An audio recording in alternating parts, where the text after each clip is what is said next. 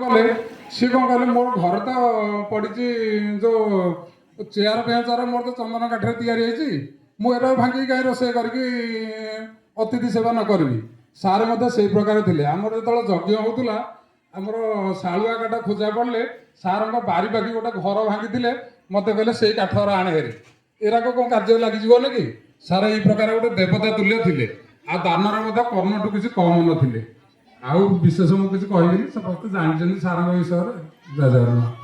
गुरु ब्रह्मा गुरु विष्णु गुरुदेव महेश्वर गुरु साक्षात परम ब्रह्म तस्मै श्री गुरवे नमः। प्रकृत रे छात्र हिसाब से सी गुरु को देवता बोली मानी पवित्र भाई तेणु मो धन्यवाद दूसरी। बर्तमान गोवर्धन भाई मंचपुर को आसवे से श्रुतिचारण करेंगे। जय जगन्नाथ। प्राणी करत दुख प्रमित देखु देखु के बासहु मो जीवन पोछे नरके पड़ी थाऊ जगत उधार सेहु। हे महाप्रभु ब्रजभूमि वृंदावन जमी श्रीहीन हो जाइए कृष्ण का बिना गोपी मैंने केते हताश हो जाती चारण गोष्ठी आज हताश हो जाती अर्पित पाणी ग्रहण लगी तांकर जो स्वार्थ तांकर जो भाव तांकर जो भक्ति समस्त प्रति उदार से समस्त प्रति समानता दृष्टि देखुले सबू उत्सव सबू से जोगदे समस्त को आपणे तांकर जो भाव अत्यंत माने कही नहीं अवर्णनीय आउ कथा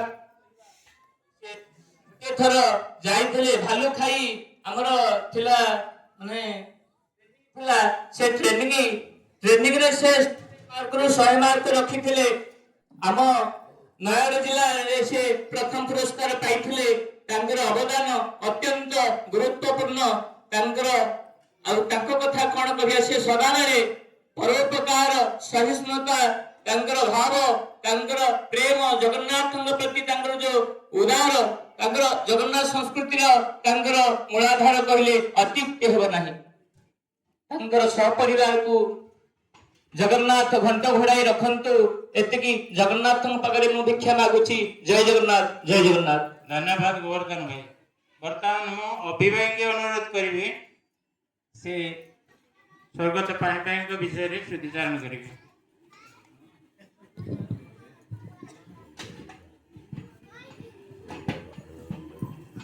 अखिल ब्रह्मांड पति मुदिवन स्वामी